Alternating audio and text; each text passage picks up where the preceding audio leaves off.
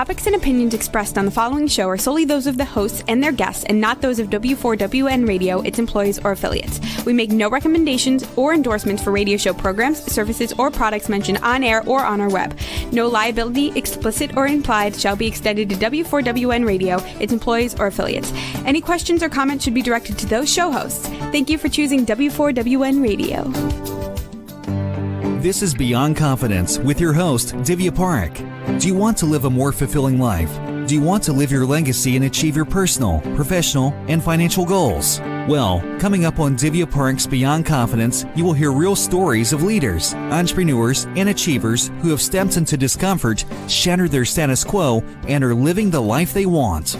You will learn how relationships are the key to achieving your aspirations and financial goals. Moving your career or business forward does not have to happen at the expense of your personal or family life, or vice versa. Learn more at www.divyaparekh.com, and you can connect with Divya at contact@divyaparekh.com. This is Beyond Confidence, and now here's your host, Divya Parekh. Good morning, listeners. So excited to be here with you because I'm here with you. And I cannot share with you how excited I am to share that when Amazon pushed out my last book, Expert to Influencer, it did really well. And part of the profits from our book sales go to kiva.org. So thank you to each and every one of you who has got our books and helped us help entrepreneurs all across the globe. And also, I'm going to invite you and encourage you to take that 1 hour of your time, whether it's in a week or whether it's in a month, and spread kindness and joy without any strings attached. And today, I want to highlight Kelly. So Kelly, shout out to you. She is one of our family in the audience, and she shared her kindness story. So what she shared was that she found out that a couple had moved next to her house and that it had been several months and they hadn't gotten to know each other. So since pandemic, people have not been in touch with each other as much as they used to be before. So what she did was she cooked them a really special meal and took it to their house and welcomed them. And she shared that not only the couple opened up, but now they are having dinners together, and couple found their way in the neighborhood group. So just a little thing can go a long way. So I invite you and share your stories, and we'll highlight you in our podcast. So let's welcome a guest. Welcome, Damon. Divya, it's great to be here today. Thanks for having me. Oh, it's wonderful to have you, Damon. So Damon, usually we begin your story back when you were a child. So do you recall a moment or a person that left a mark on you and you remember them, or you remember that moment to this day? Sure. I was really fortunate to have great parents and great friends. And so I have fond memories of my childhood. One memory that stands out, I was about 12 years old, and this was the mid-'80s. And at the time, my father was the head of a savings and loan in San Francisco. And we did something that was called, we're big sports fans, and he did what was called, he created Kids Opening Day. And what Kids Opening Day was, they bought 20,000 tickets, and they invited and bussed in all of these inner city kids who weren't as fortunate as we were to a Giants game, and we sectioned off part of the parking lot. And it was amazing to be able to give back, to see them give back, my family give back, and also help me understand that not everybody is as fortunate we are to be able to go to a Giants game or do something fun like that whenever we want. And it really struck a chord with me, and it was something that has stuck with me my whole life. It's just amazing. when you shared that story, that how fortunate we are. And so many times we are sitting there complaining, and it can be as simple as weather, whereas there are so many things to be more grateful about. So, did you have any dreams when you were a young boy? You wanted to become a cop or a fireman, as usually, or something else? Well, that's when I was in nursery school, I was Batman, and you had to call me. You had to call me Batman, or I wouldn't answer. My parents actually thought it was funny, but my teachers not so much so. And if you went to my mother's house today, there's a letter there saying, "Hey, it's great that your kid has a creative imagination, but we need to move past this Batman phase, and he needs to respond to Damon." And I think that it's cute because as I mentioned to you before, I have a 5-year-old and a 2-year-old, and my 2-year-old daughter went through the Elsa phase to be from Frozen, and my son, who we just recently took to his first movie, but good thing or not, is Marshall from Paw Patrol. So at that age, I was Batman. I was committed to being Batman. After that, had a small Star Wars phase, but my dream really was to be a professional baseball player after that. Oh, fantastic. And we are talking about dreams. So, when you're a child, the whole world is open to you. Mm-hmm. And I'm assuming that you played baseball and put in a lot of hard work. Yes, I grew up, and a main focus of my childhood was around sports, and I was really fortunate to be surrounded with great friends that even today, 45 years later, are still some of my very closest friends. And we played sports. A lot of our lives focused around sports in whatever season it was: baseball, football, soccer, basketball. And fast forward through high school, I played baseball and basketball, and I was lucky enough to be drafted. I was a high school American in baseball, and I was drafted with an opportunity to play for the Atlanta Braves, which I Oh, wow. which I turned down, and I went to college. But that was a unique experience. Absolutely. So you talked about having that camaraderie, that, those friends are still your friends decades later. So many times what happens is that a lot of parents are debating whether to have their kids in sports or not. Mm-hmm. I'm a fan of sports because it teaches you so many life lessons that help you through your career, through life, personal life, making money. I mean, each and every phase. So if there are parents who are debating about sports being one of the key things in their kids' lives, what would you tell them? What I would tell them is absolutely get your kids in sports, get your kids into learning how to play an instrument. And a lot of times, even people come to me, and it's not so much because they want them to play sports or not. They will, but I think they specialize too much in one specific sport. They'll come to me and say, "I want my kid to be get a full scholarship like you did in baseball, so I have them playing baseball year round." My recommendation to them is to do the exact opposite, is that they should be more of a generalist, try different things, try jiu-jitsu, try soccer, do gymnastics, don't force your kid into pigeonholing them into one sport their whole time.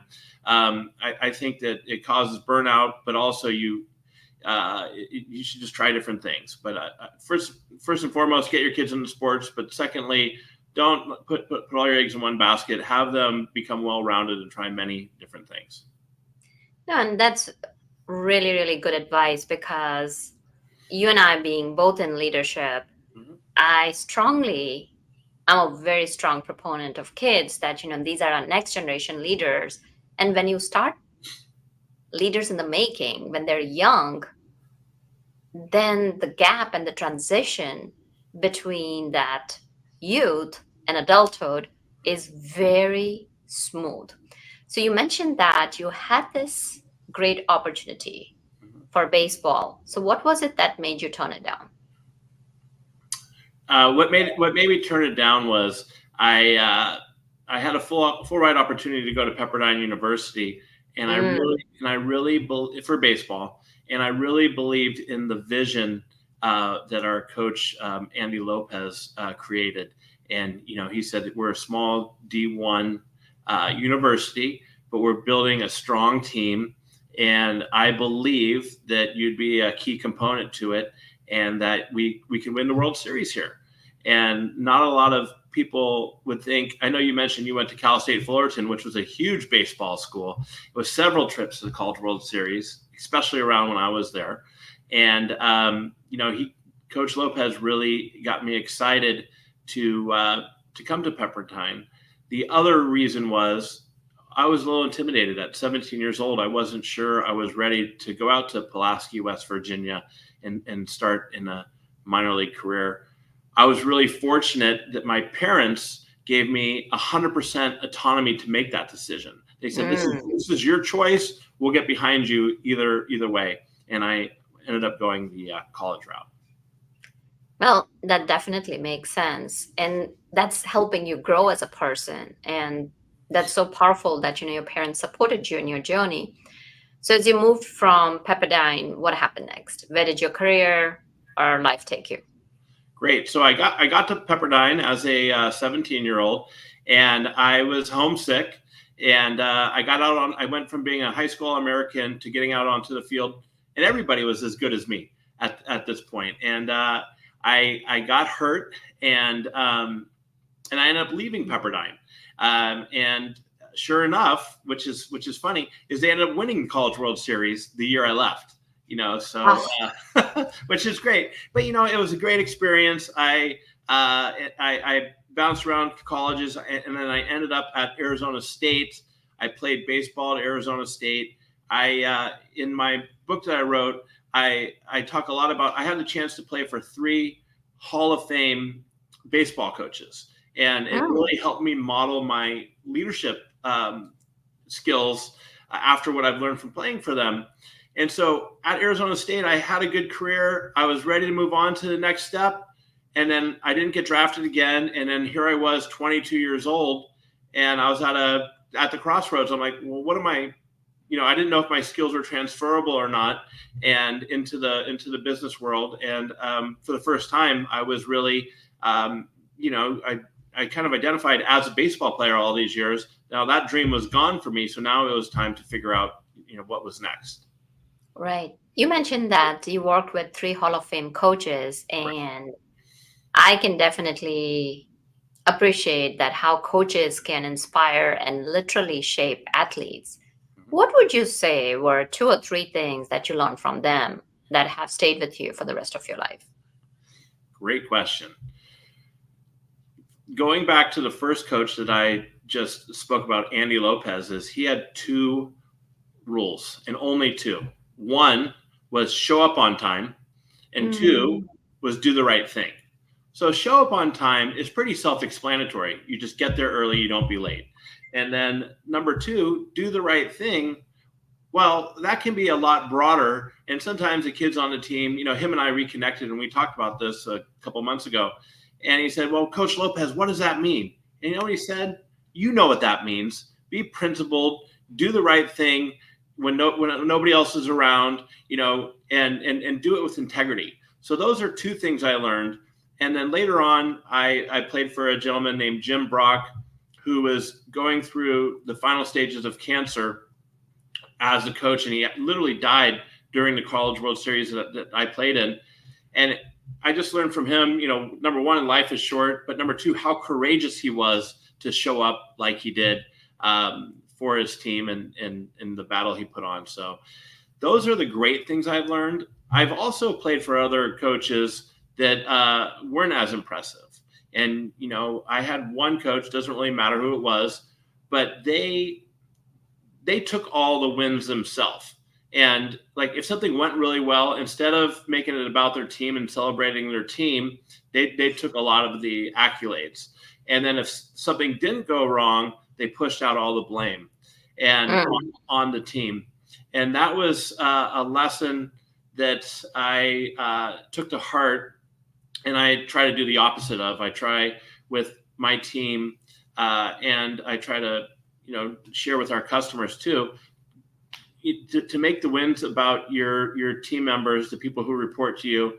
And then if something goes wrong, you take the accountability yourself for it and, support your team. So those are some of the lessons.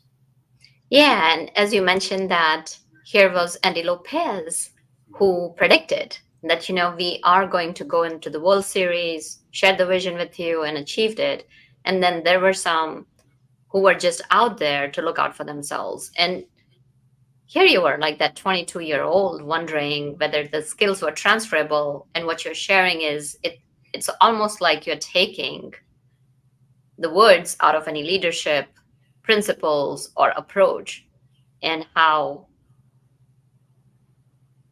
equitable and they're just like so interchangeable. So now you're here, a 22-year-old. I can just kind of imagine you kind of sitting there on the cusp of life and like wondering, so what did you decide and where did your life take you?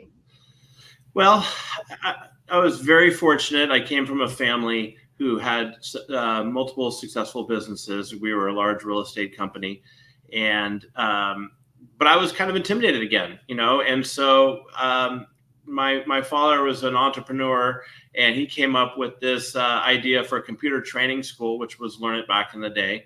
And it was opening up in June of '95, and that's right around when my college career was ending. And so I started off at Learn It as a receptionist. And I did that for a couple of reasons. One, because I wanted to prove that I wasn't just handed something in my family's business. I wanted to work my way up. And two is I wanted to really learn the business. And so I started off at the ground level. And so I fast forward over 6 years at Learn It, I was able to teach classes. I did sales, and in year 7, when they're looking for a new CEO, I kind of threw my hat in the ring and was given the opportunity. And I've been doing that. I've been running Learn It for now for the last 21 years. So we've been in business 28 years. Congratulations. And it's always a pleasure to hear when mom and pops or individual businesses are in business for a long period of time. So you mentioned that, you threw your name in the hat, worked your way up. So what would you say is the difference between learn it all versus know it all leader? So look at the learn it all mentality versus the know it all mentality. And first, my definition of a leader isn't necessarily mean that you have to manage a large team. You don't have to manage 50 people, 10 people, or 100 people. Anybody can be a leader, and and it's all about being accountable. Whether you're a parent, whether you're a student, whether you're an individual contributor at work, it's about how you carry yourself. And so that's really my definition of what a leader is. Now, you look at learn it all versus know it all, and I kind of feel like most of us are a little bit of both in some domains. In some domains, you can be a know-it-all, and in some learn it all. But for me, a know-it-all is somebody who kind of comes in and they have all the answers. They have it all figured out, and they're very convinced that their way about doing something is the best way, and they're not really open-minded to ideas. The opposite is a learn it all. You come in like a child with a beginner's mind, and you're open, and sometimes you're even able to challenge your opinions and your thoughts. Like, is this really the best way to do something? Is there a different way to do it? I think curiosity plays a lot into it, and you're curious and you're looking for ways to evolve and get better. So and you're continuing to want to grow and develop. So really, in my opinion, that's the difference between a learn it all mindset and a know it all mentality. Absolutely. And the way I see it is that I'm a lifelong learner, because no matter wherever you are at, you can't know it all. There's always another layer to peel. And I really liked one of the things that you mentioned, coming with curiosity. coming with that openness, because when you create that space for things to be open and allowing other people to also develop as leaders, it's always surprising to me how other perspectives can come in and how much you can learn every single day. So you mentioned in one of your trajectories that you were not sure about learn it all and that you wanted to work your way up. And you also talk about imposter syndrome. Did you ever experience, or as you have been training others, you have seen that? Absolutely. And I think all of us experience imposter syndrome at some point in your life. And well, I think that if somebody tells you they haven't, they may not necessarily be telling the truth. And my first real big experience with imposter syndrome, which taught me a lot, was when things didn't work out at Pepperdine, and I went on to Arizona State, and I said, "This is my last chance. How do I make a difference here?" And I kind of came up with a 3-step approach that I've carried through to my business career. And that 3-step approach for overcoming imposter syndrome is one. Well, first you got to identify what your fears are and what you're worried about. And then the first step is to work hard. And I don't mean 10 to 15 hours a day, but put in the repetition. Do the work. I don't think there's any substitute or shortcuts for that. Number 2 is focus. And it's easy to procrastinate when something's difficult and go a different direction. But really focus, do the deliberate practice that's required to help overcome what you're trying to accomplish.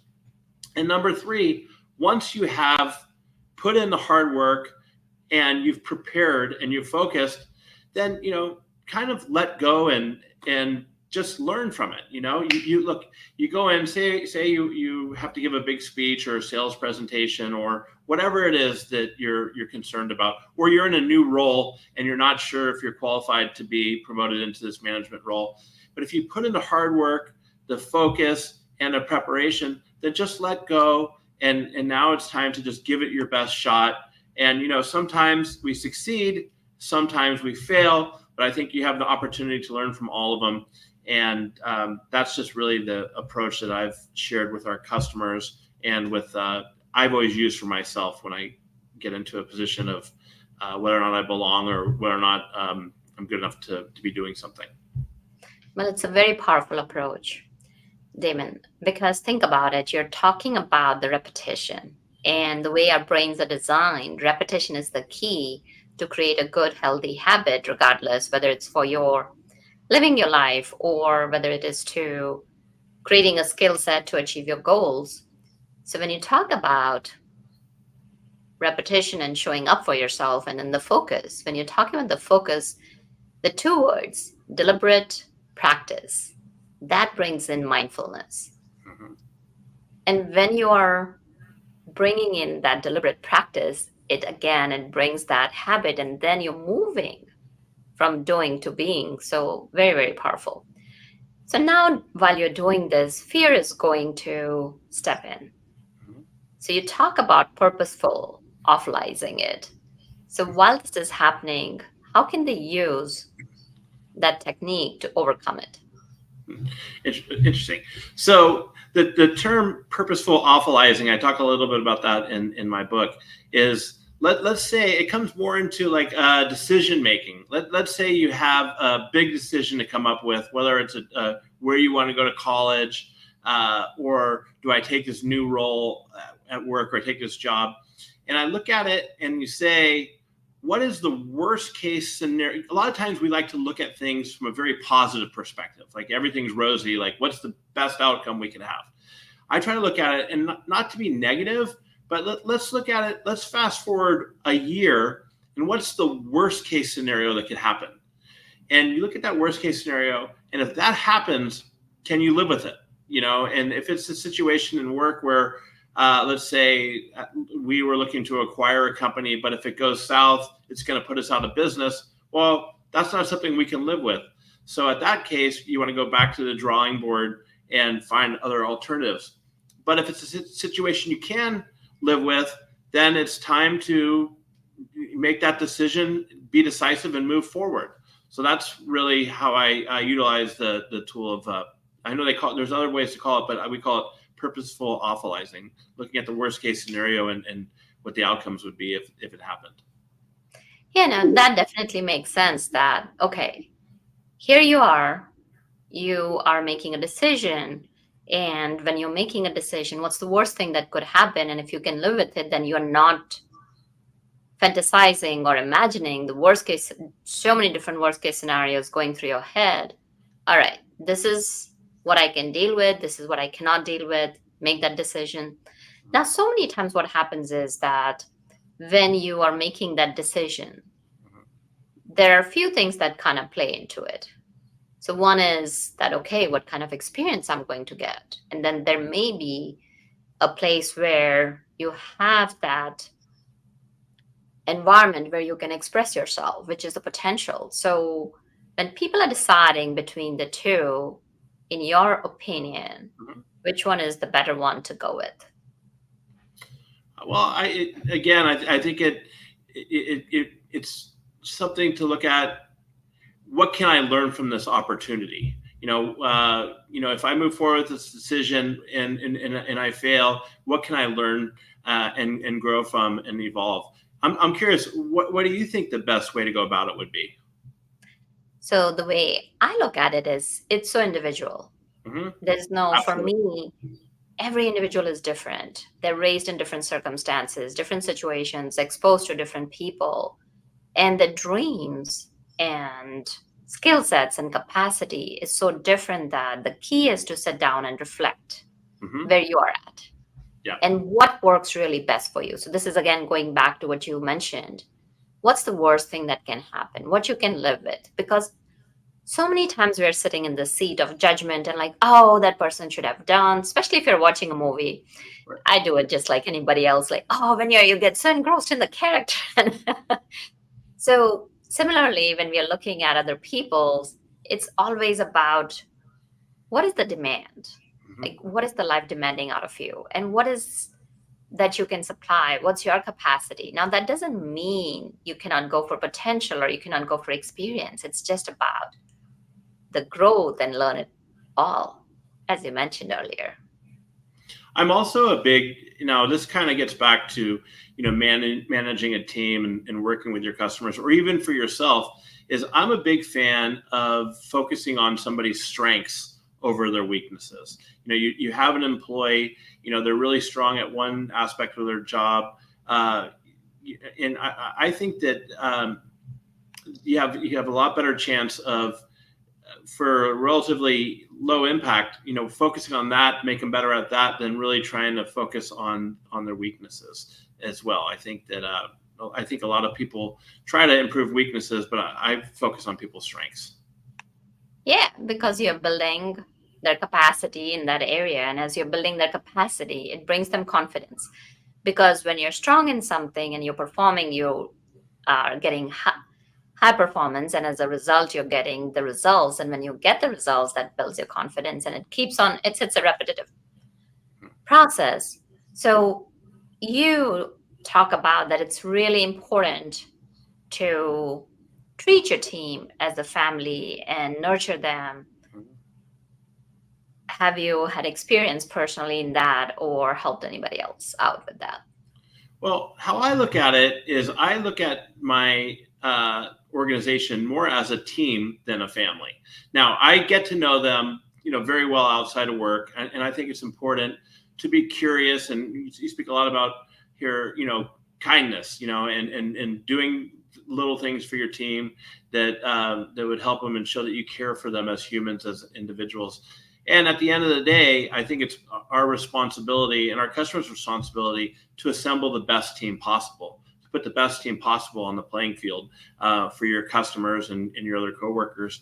And sometimes that means that your employees, sometimes they outgrow your business and it's time for that, and it's time for them to move on. And sometimes as an organization, you outgrow them and need to, let's say, what's called top grade your team and bring other people in. So I don't think a family, Uncle Bob, you can never get rid of Uncle Bob. He's always coming to your Thanksgiving dinner or whatever. But in a business sense, that I prefer to look at it as a team and assemble the best team possible. No, it definitely makes sense. It's again, when we go back to the analogy of sports, that if somebody has outgrown, then they will definitely go to high division or get drafted. But if somebody is bringing the rest of the team down, then it's time for them to move on and the team to bring in fresh talent. So that definitely makes sense.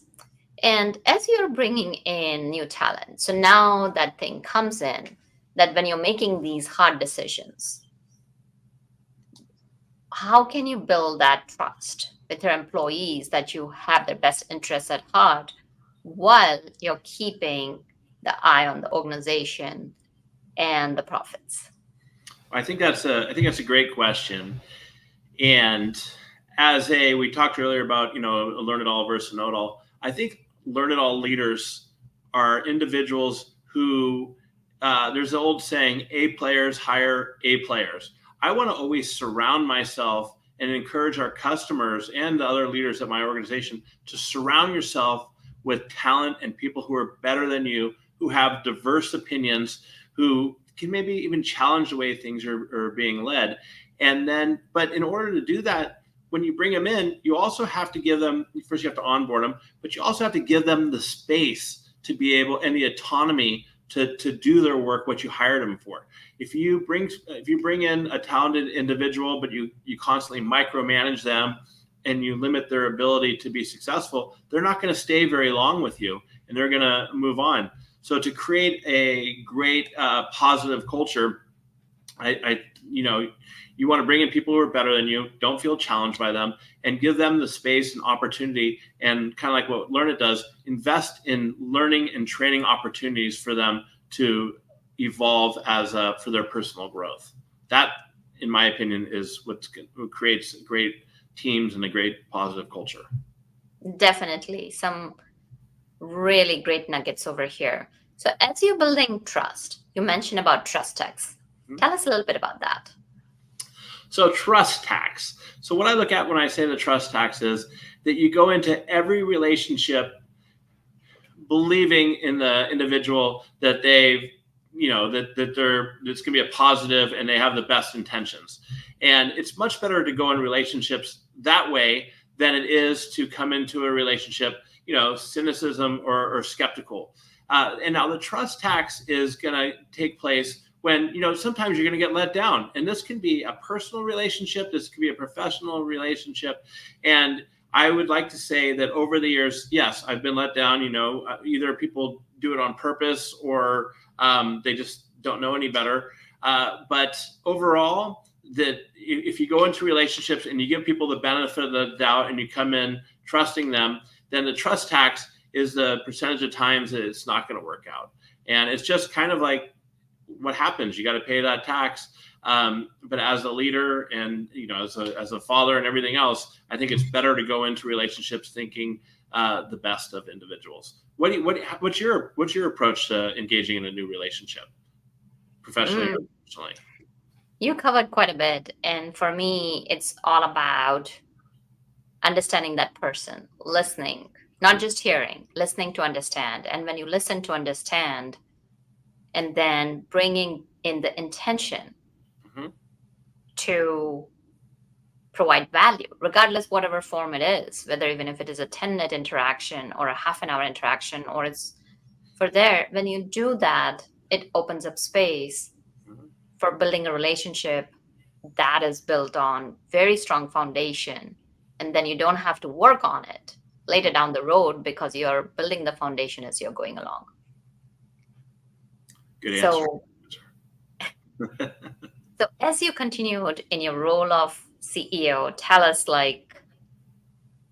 what is the next phase for Learn It All? When did you write your book? So I wrote my book it took me a couple of years, but it came out in April of this year.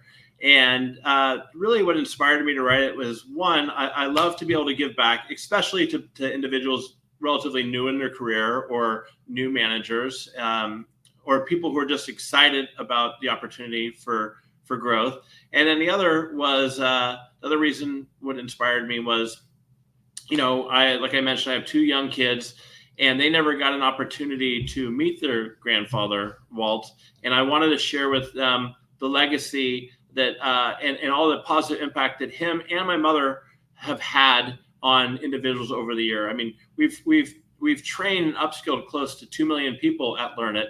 So, speaking about confidence, one of the things that I think that upskilling does for individuals is gives them more confidence in their professional life and their personal life. And that's something that I'm really grateful for having been able to do. And I really enjoy working with our customers and our team.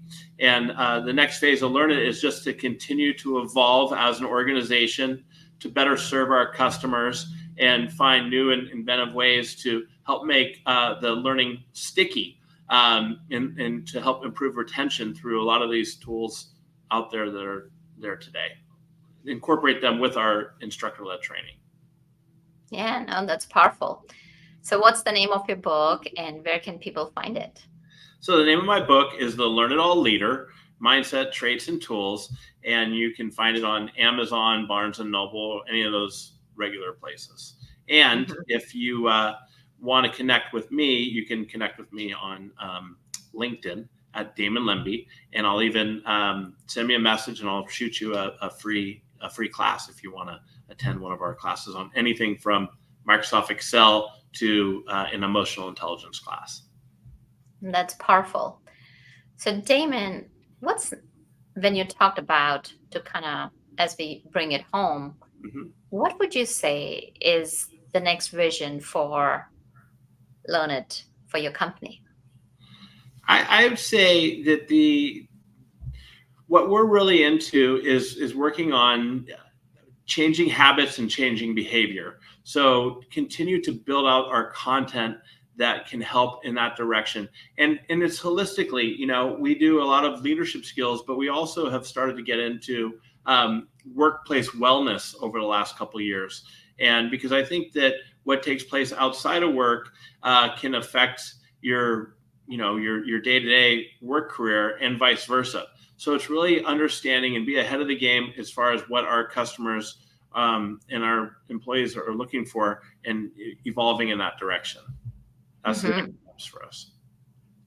Very powerful, because when you're feeling well, then you will definitely perform. And so many times what has happened that in the previous few decades, we had moved away from wellness, and it's like work it all, just kind of like you got to work was at the top of the list. And now since pandemic, we are coming back to it, that it's important to have that work-life harmony and have that wellness and expand yourself in all directions. So great job. Do you have any parting thoughts for our audience? My parting thoughts for your audience is that in listening to some of these episodes is the importance of kindness. And my parting thoughts are, next time you're at the grocery store or with a barista at Starbucks, just look somebody in the eye, ask them their name, and tell them thank you for doing a good job. I don't think people realize how far that goes. And the same thing, let's take that back. If you're managing a team, make an effort to call a couple people a week and just tell them how grateful you are for the work that they do. That's something I try to do, and it goes a long way. Very powerful. Thank you for sharing that, and thank you for being with us on our show. Thank you for having me. Absolutely. And thank you, listeners, for being part of our show, because without you, our show would not be possible. Reach out. As always, we are here to serve you and support you to live the life you want and the life you deserve. And thank you, Juan, for making the show technically possible. Thanks, Juan. Hope to see you. And be well and take care until next time.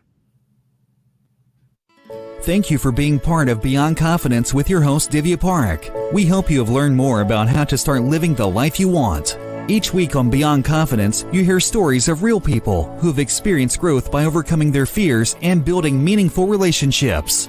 During Beyond Confidence, Divya Parekh shares what happened to her when she stepped out of her comfort zone to work directly with people across the globe. She not only coaches people how to form heart connections, but also transform relationships to mutually beneficial partnerships as they strive to live the life they want. If you are ready to live the life you want and leverage your strengths, learn more at www.divyaparekh.com. And you can connect with Divya at contact@divyaparekh.com. We look forward to you joining us next week.